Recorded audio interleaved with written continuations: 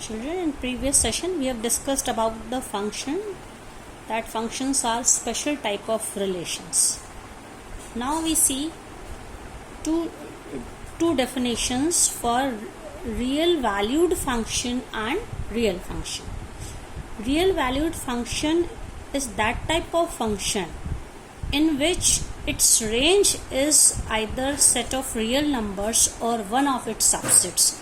That is, subsets of R means set of natural numbers, set of integers, set of rational number, etc. So real valued functions are the functions. Real valued functions कौन से होते हैं? जिसका domain तो R होगा और इसके range में या तो R होगा या R का कोई subset, natural number, whole number, integers और रैशनल नंबर और irrational, whatever it is. Now the real function is a function in which its domain and if its domain is also either R or a subset of R. क्या difference है? Real valued function में domain must be R, that is set of real numbers, but for real function domain and range both may be R or its subset. For example, we take a function from n to n. So this is real function because domain is also a subset of R and range is also a codomain. That's why the range will be also a subset of R. An example has been given. You can see if we take a function like this from n to n by fx is equals to 2x plus 1. It means we can take the only natural numbers for the value of x. So here in this solved example you can see 1 to 7 values has been taken. And what will be fx? जब हम इसकी value यहाँ 1 रखेंगे, 2 into 1 plus 1, then 2 into 2 रखने पे 2 into 2 plus 1, 2 into 3 plus 1 and so on. So we get the value 3, 5, 7, 9, 11, 13 and 15.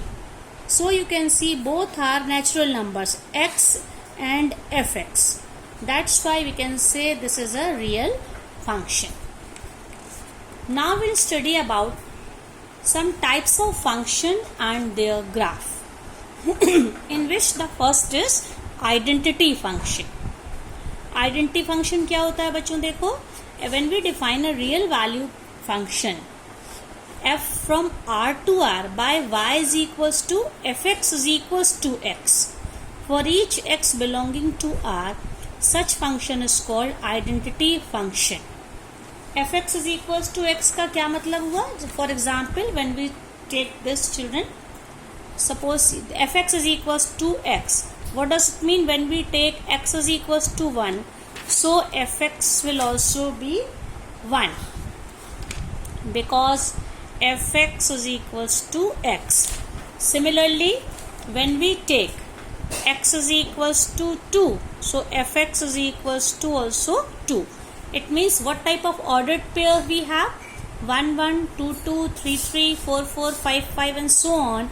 And when we plot the graph for this, we'll get a graph like this. Negative side also, you can see this graph is passing through origin. For example, when we take the value of x is minus 1, so fx will also be minus 1. X is equals to 0, it means fx is also 0, so 0 0 is also an ordered pair, that's why it is passing through origin. Now you can see this identity function, that is fx is equals to x. It passes through origin and it passes through only first and third quadrant, not the second and fourth. So this is the graph for identity function, and you must remember there for this function domain and range both are set of real number. Okay, so graph you have to remember this. This is graph is very important here. Now next function is, children, constant function. Constant function, again we define a real function like this. F is such that from R to R, you see here, when y is equals to fx and fx is equals to c, where c is any constant, and x, it's quite obvious, belonging to R. So this type of function is known as constant function. यहाँ जितने भी ordered pair बनेंगे हम x की value को तो change करेंगे, लेकिन y की वैल्यू हमेशा वही रहेगी। For example you can see here, यहाँ पे देखो x की डिफरेंट वैल्यूज हम लोग ले रहे हैं और y की वैल्यू यहाँ पे हम लोगों ने क्या ली, only 3। It means in this example what is the value of c, 3, so we can say fx is equals to 3।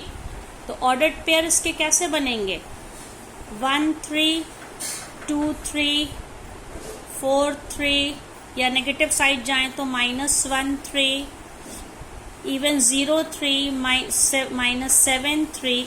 So whatever the value x acquire, its range image is also always 3. That's why it is known as constant function, because in ordered pair the second value remains the constant, that is same. तो इसमें हमें कैसा graph मिलेगा, a line parallel to x axis, and it depends on the value of c whether it is below the origin or above the origin. तो हमेशा fx is equals to c का graph हमें ऐसा मिलेगा। यहाँ पे domain क्या होगा, set of real number, that is r, and range is always that particular number, only single value c is a constant. Now next is polynomial function. Polynomial आप लोग क्लास 9th में ही पढ़ चुके हैं। पॉलिनोमियल की जो डेफिनेशन होती है, पॉलिनोमियल फंक्शन इस तरह से होते हैं। कैसे डिफाइन करते हैं, a0x plus a1 a0 plus a1x plus a2x square and so on a3x cube, then anx to the power n, where n जिसमें x की जो एक्सपोनेंट होते हैं they are always non negative integer and coefficients of x are always real numbers, a0 a1 a2 an they belong to r. तो ऐसे function को हम लोग पॉलिनोमियल फंक्शन कहते हैं।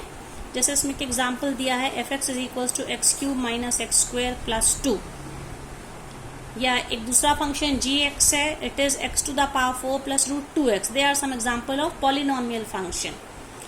पॉलिनोमियल फंक्शन का graph it depends on the polynomial, अलग अलग तरह में ग्राफ अलग अलग होता है। फॉर एग्जाम्पल एक लिए fx is equals to x square. इसका क्या मतलब है, हम यहाँ पे जो भी x की वैल्यू लेंगे हमें y या fx में हमें उसका स्क्वायर मिलेगा। तो जैसे हम लोगों ने x की वैल्यू, जैसे ये है -4 लिए, -4 का स्क्वायर 16, -3 जब x की वैल्यू है 9, -2 4 -1 0, similarly 1 1 2 square 4. So these are the value of x and these are the value of fx, that is x square. And when we plot the graph for this, because our ordered pairs are, or the coordinates of the graph are -4 16, -3 9, -2 4, -1 1 and so on. So this will be like this. You can see we are getting a curve. For this graph, fx is equals to x square, which is above the origin. It is passing through origin and it is extending towards the, okay, we can see infinity. y की value हम जैसे जहाँ पे हम x की चाहे जो value बढ़ाते जाएं, यहाँ पे ये हमें इस तरह से ऊपर की ओर ये जाता जाएगा। So this particular graph is for fx is equals to x square. इसके पहले हम लोगों ने पढ़ा था आइडेंटिटी फंक्शन और कांस्टेंट फंक्शन का ग्राफ हमेशा इसी तरह से रहता है, लेकिन पॉलिनोमियल फंक्शन में it depends on the polynomial.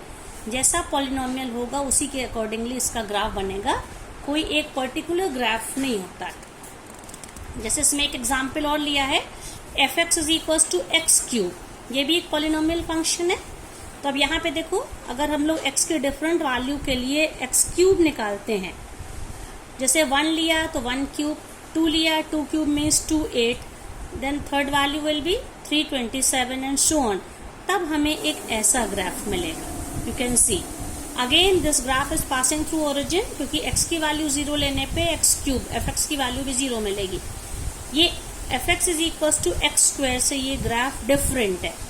If you remember x square वाले में ग्राफ इस तरह से आया था।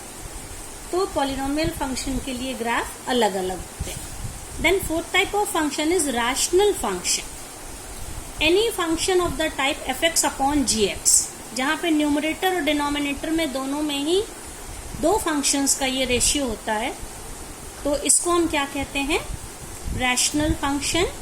और इसमें क्या कंडीशन है, gx that is denominator must not be equal to 0। ये वैल्यू 0 होने से ये नॉट डिफाइंड हो जाएगा।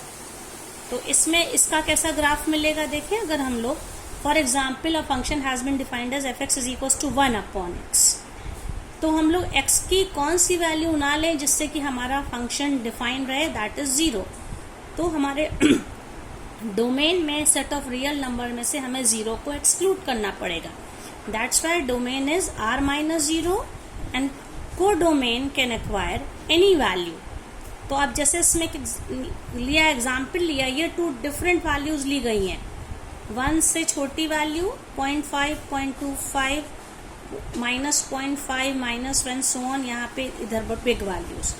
तो इसका जो 1/x आया, you can see these values we have. इस तरह की वैल्यू हमको इसके रेसिप्रोकल से मिल रही है 1/x।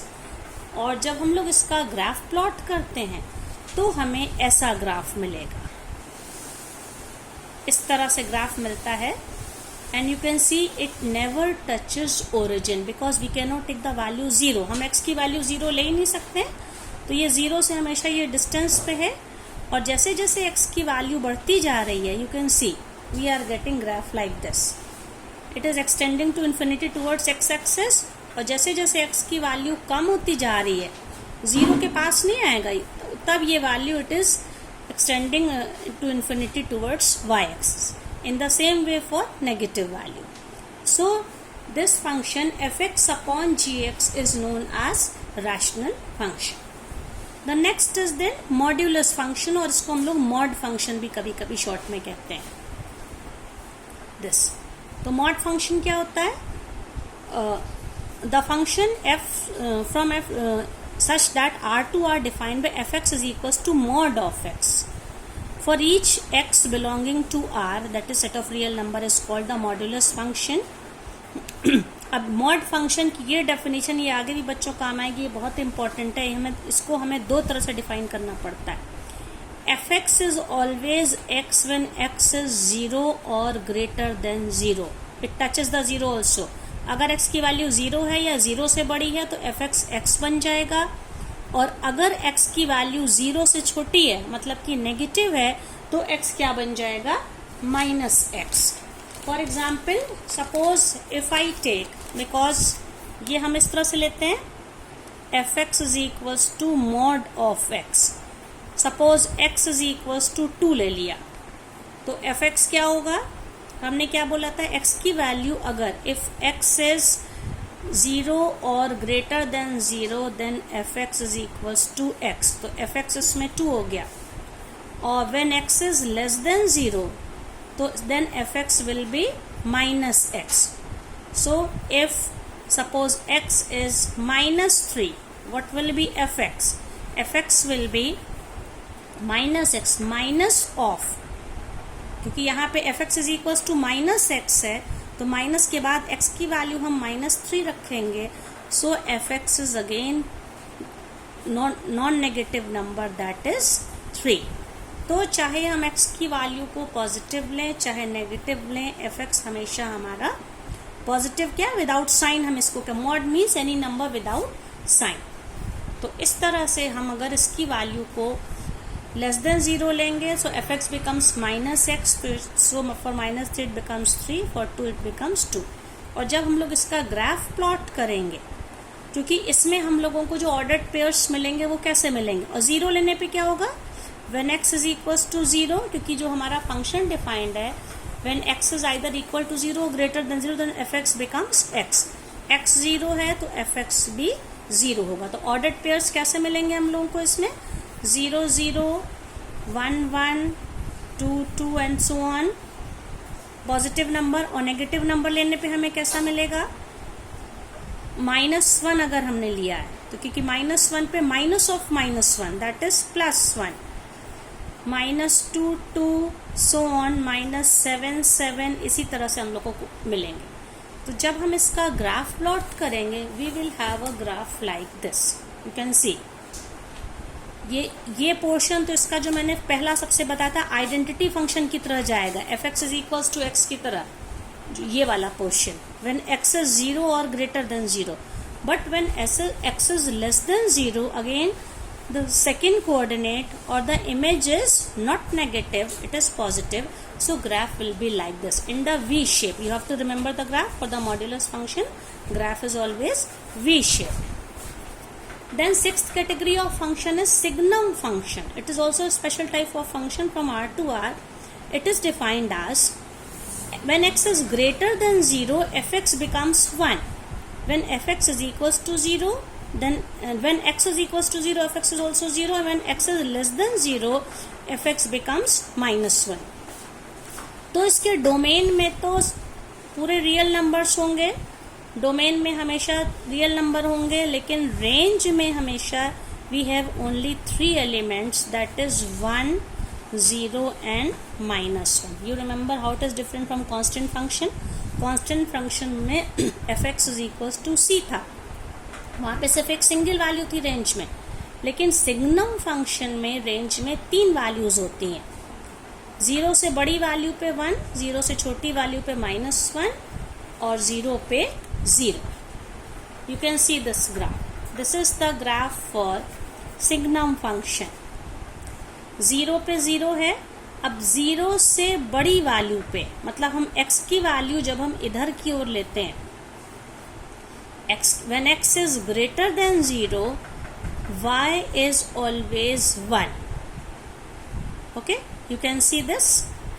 जिस तरह से ये infinity की ओर x, क्योंकि as we are increasing the value of x, fx remains 1. So a line parallel to x axis at a distance of 1 पे. इसी तरह से यहाँ पे क्या होगा, जब हम x की वैल्यू को नेगेटिव लेते हैं, नेगेटिव साइड जा रही है, 0 से बड़ी वैल्यू है, एग्जैक्ट 0 नहीं है, x की वैल्यू यहाँ पे जब 0 से बड़ी है, 0 से छोटी है, नेगेटिव वैल्यू है, तो fx remains -1. You can see this is children open interval. It means x is not touching 0.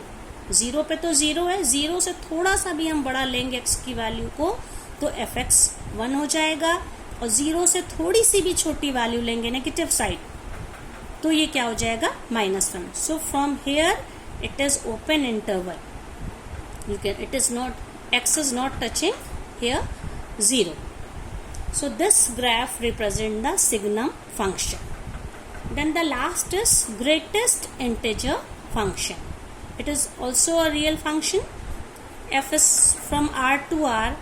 It is defined as fx is equals to, ये ब्रैकेट दिख रहा है बच्चों, fx is equals to x. इसे हम लोग स्टेप फंक्शन भी कहते हैं. स्टेप्स की तरह इसका ग्राफ मिलता है.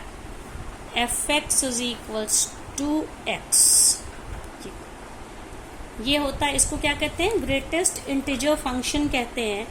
और इसमें क्या होता है, it is where x belonging to R, it assume the value of the greatest integer less than or equal to x.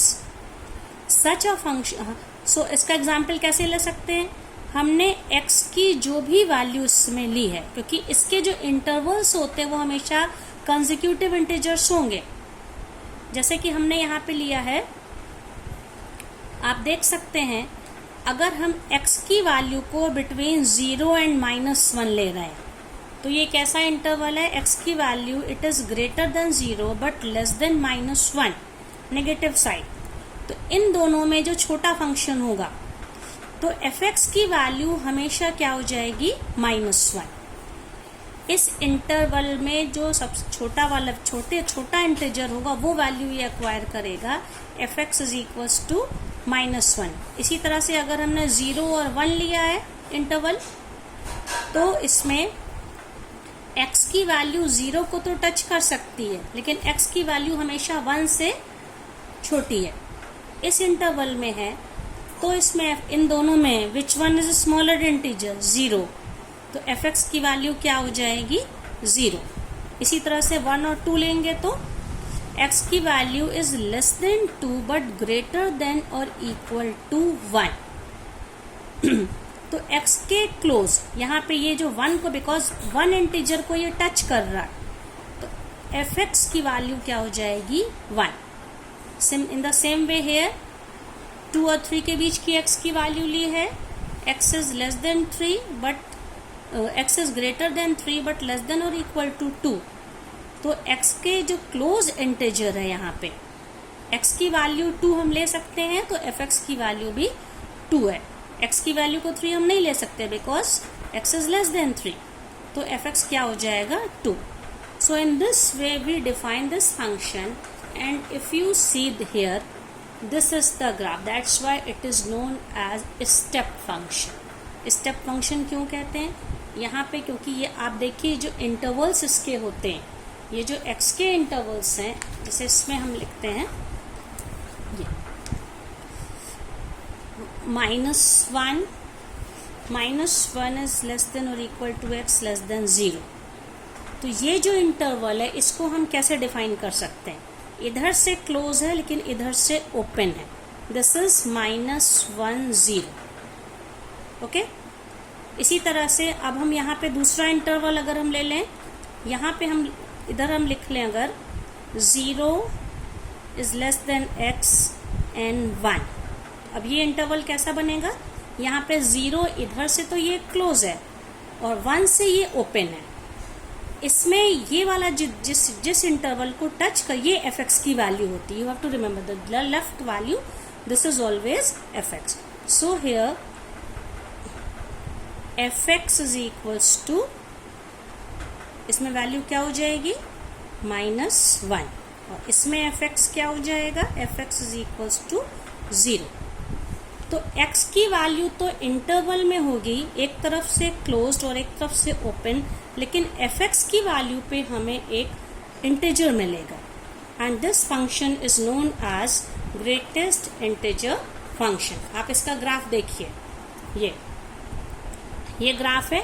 अब आप देखिए 0 से 1 के बीच में, ये 0 से 1 के बीच में fx है -1, तो ये 0 से 1 इंटरवल है और इसमें fx की क्या वैल्यू है -1। -1 कहाँ पे है, यहाँ पे देखिए, ये -1 है, और इसमें ये जो इंटरवल है ये 0 को टच नहीं कर रहा है। x की वैल्यू, ये x की वैल्यू है, ये इंटरवल पूरा x के लिए है, और ये वैल्यू जो है ये y के लिए, इसमें इसको टच नहीं कर रहा, इसलिए यहाँ पे ये ओपन इंटरवल के लिए ये सिंबल यूज करते हैं। इसी तरह से जब x की वैल्यू 1 से 2 के बीच में, इट इज नॉट टचिंग 2, देखिए ये 1 से 2 के बीच में, less than 2 but greater than और इक्वल टू 1, इस कंडीशन में fx क्या हो गया, 1 से 2 के बीच में fx 1 है। इसी तरह से 4 से 5 के बीच में value of x is less then 5 but greater than और इक्वल टू 5, तो इस इंटरवल में जो छोटी वाली वैल्यू 4 है, यहाँ पे क्या हो जाएगा, 4 to 5 में ये जो हमारा फंक्शन होगा ये 4 पे आ जाएगा, यहाँ पे कहीं इस तरह से, लाइक दिस।